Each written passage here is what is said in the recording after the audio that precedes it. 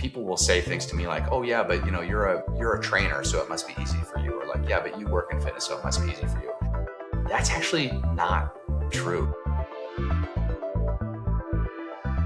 What's going on? Sean Griffin here for another episode of the Kettlebell Guys podcast. And today I wanted to take a sneak peek inside the KT community. One of our long-term clients, whose name is Spencer Freeman, we've actually interviewed him on the KT podcast before. He made a great post the other day where he talked about the long-term why and the idea of kind of going through a valley in his training. And I thought it was just such an interesting and relevant topic. And so I wanted to cover that in today's podcast and just kind of give my 2 cents, as well as share some of the stuff that people are saying inside the community around this particular thing, what Spencer posted here. So he said, first off, the post was titled Long-Term Why, Pushing Through the Valleys. And so Spencer said, I had a great call with Coach Ray this week that helped me refocus. Been doing KT for a while and had really hit my first real valley, questioning why. Early on in KT, the why was so clear. Early losses on the scale and body fat percentage, people commenting at how great you look and wondering what you are doing. Those help push through the hard workout, the days you don't want to at all. Those are outside affirmations that go away as one gets years into this. The losses are smaller. They should be. The comments slow down because people are used to the new you. It is a valley during these times where I really get the opportunity to understand my why. Just maintaining the health could be enough, but that gets tested by so many things. Coach Ray got me to see that for me, it is about being dedicated to a process and trusting the process. It hasn't been about just my body and my health. Learning to be dedicated to and trust a process like this has translated to doing so in my work life and other aspects of personal life. For work, business has grown in ways I had not thought possible. At my age, I am learning golf and guitar so I can have these things in my retirement life, which is not that far away. And during the valleys, the why is crucial. I needed to see mine again. Thank you, Coach Ray and KT.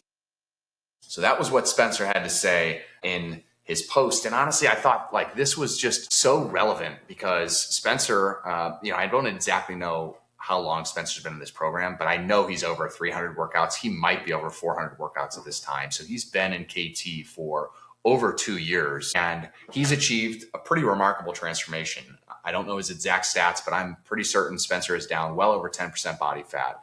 He's gone from, never training with kettlebells to in his mid 50s doing swings and get ups with 40 kg and above, which is super impressive, very strong. He's all the way in our Legend programming, which is like our 3rd year of programming, which means he's already learned all of the best kettlebell exercises. So he's seen a massive body transformation. And I thought it was so relevant how he talked about how those early comments that people make start to go away because they get used to the new you. And I think what happens a lot of times for guys, especially guys who have been in this journey for a little while, is they kind of get used to the new them as well. And what we kind of talked about on the comment thread on that school post was Grant made a great comment. He said, the goalposts continue to move. And at some point, they actually start to fade away altogether. And that's, I think, when you really get tested in terms of why you actually show up and do this. And the comment that I actually made on the post was, for me, I would rather be questioning why I'm doing this, meaning like, why do I continue to train after 15 straight years of training? Why do I continue to eat healthy?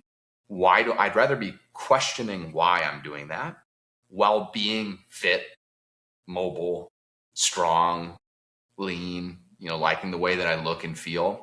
But questioning it all, I'd rather be there than the opposite of that, which would be to not be doing any of those things and to not have the strength, the mobility, the energy levels, the body confidence.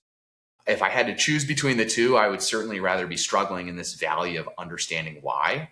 And that's kind of tying back to this like core thing that we talk about in our program.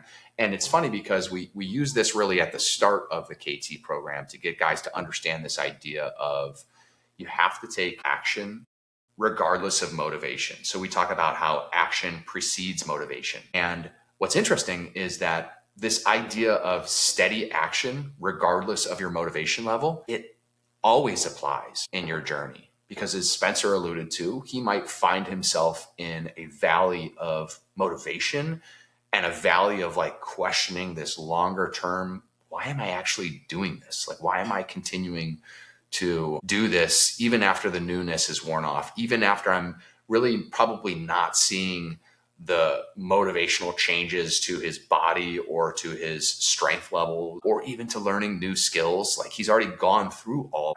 So what motivation remains? Like, how do you find wins? How do you stay engaged in the process? And eventually you just realize, especially as you go through more of these, as you just cycle through more seasons of feeling motivated and not feeling motivated, you start to understand that like you just do it because it's important to you.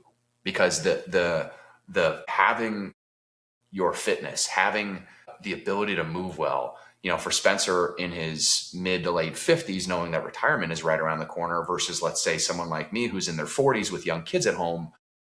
Obviously, we're at different phases of our life, but we both know that our life will certainly be better if we have our fitness and our health feeling like it's pretty routine and pretty dialed in.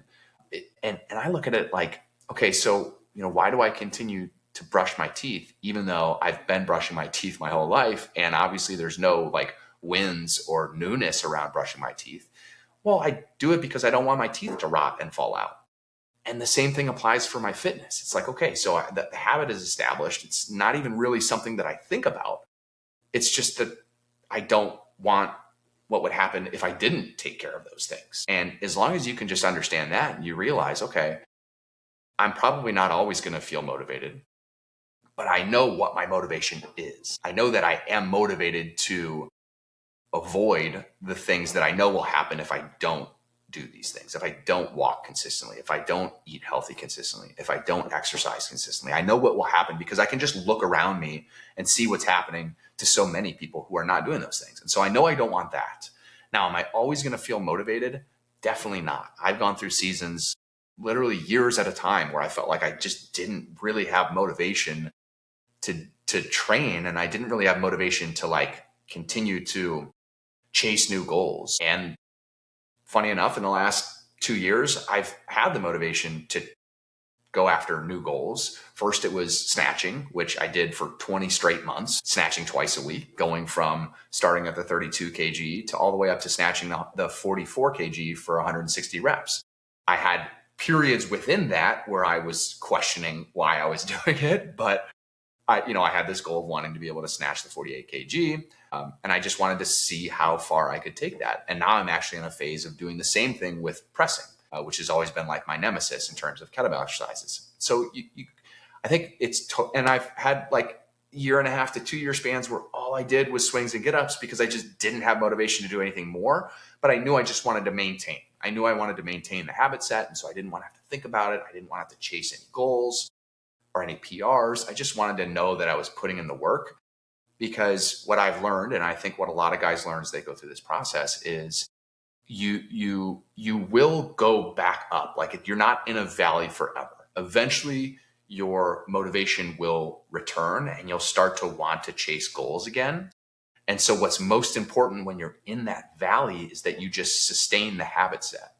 You just continue to show up and know that the only way you're going to be able to hit that next peak is if you're maintaining your baseline. And it's pretty easy to just step back and like look at it objectively and say, if it's inevitable that I'm going to go through these valleys of motivation, then would I want to continue to do the work when I'm in that valley, or would I want to let my lack of motivation make me not do the work? It's really easy for a guy who's got the habit set like Spencer, or like the guys who have been in our community, for a year or 2 years. It's really easy for them to look at it and say, well, objectively, I would want to continue to do that. And so we make the decision to show up and continue to do that, which I think is important.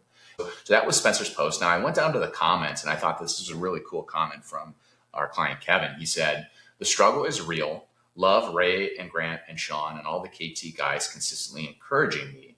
Without them, I am sure I would have quit. But I love being more fit, strong, and healthy, and I know I have so much more to accomplish." But I think the key was when he said, "Without them, I am sure I would have quit." So I think that's a really important point. Kevin's been in our program for well over 300 workouts as well.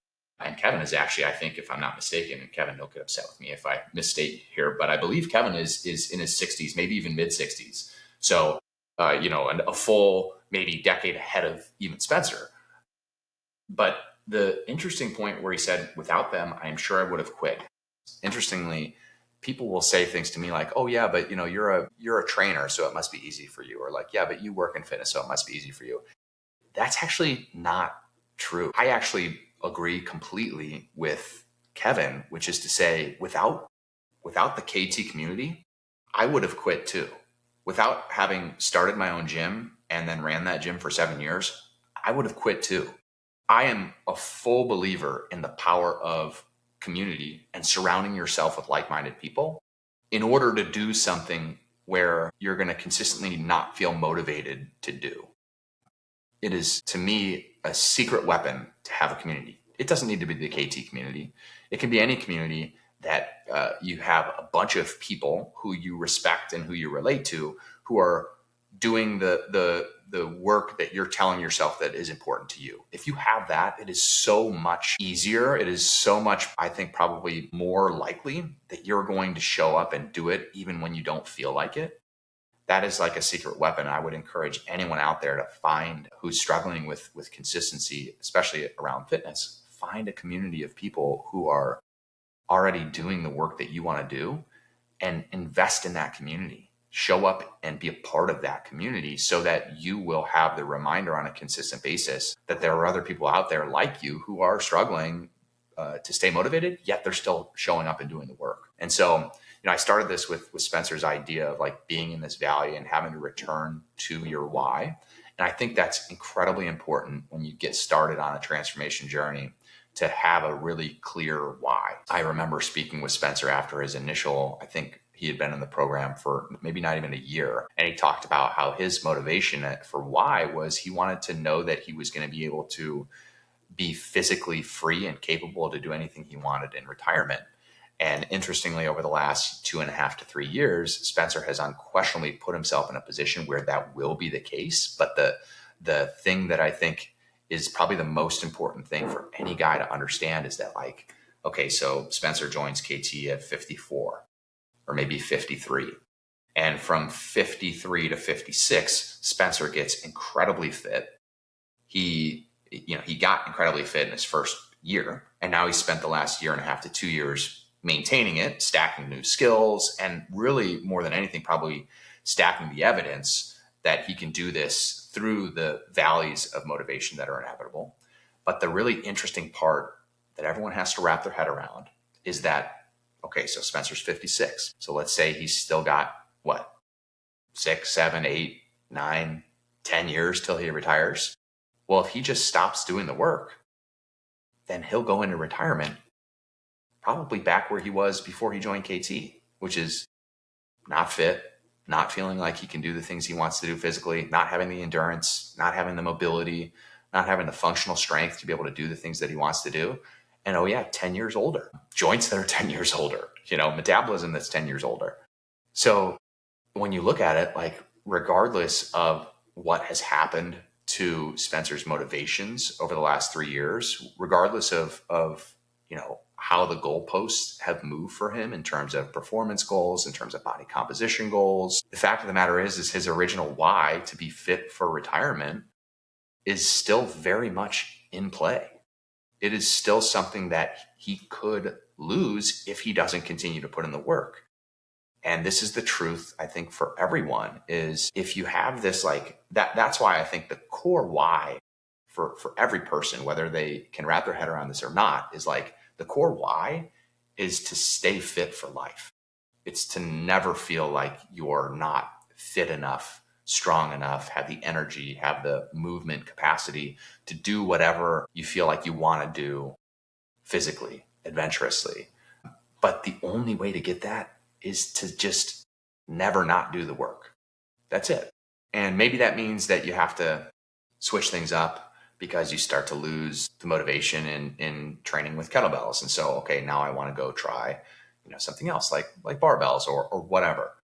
I happen to think that that's not the best way to go. I think the best way to go is to find new programming within a tool that's already worked really well for you and stay committed to that. Now, you might put other things in as well. I'm certainly not going to sit here and say that there aren't other amazing tools out there that you could use that could potentially bring back some motivation or like help you to find something that feels new. But I also happen to think that there doesn't necessarily need to be this chasing of a new way of doing things when you have so many different ways that you can train with the particular tool that you've already gained the skill with, you already have the habit set with. So I think you can kind of take that two routes, but whatever the case is, no matter what you choose to do, you're always going to eventually get to where Spencer has gotten to after 3 years of kettlebell training, which is, okay, I've achieved the body composition results. I've learned the skills. People are no longer commenting on the changes that I've made to my body because they're used to the new me.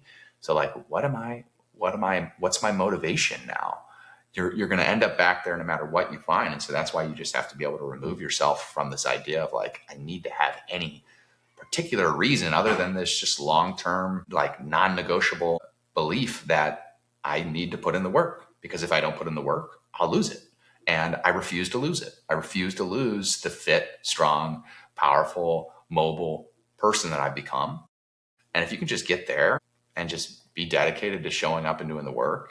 And yeah, like Spencer and like Kevin talked about, being a part of a community where you see guys who are, even ahead of you, still doing the work, still dropping their check marks, still, fighting through those peaks and valleys, then you're in a good position. So if you're out there, if you're struggling with motivation, if you're questioning your why, just the way I look at it is like, well, what's the alternative?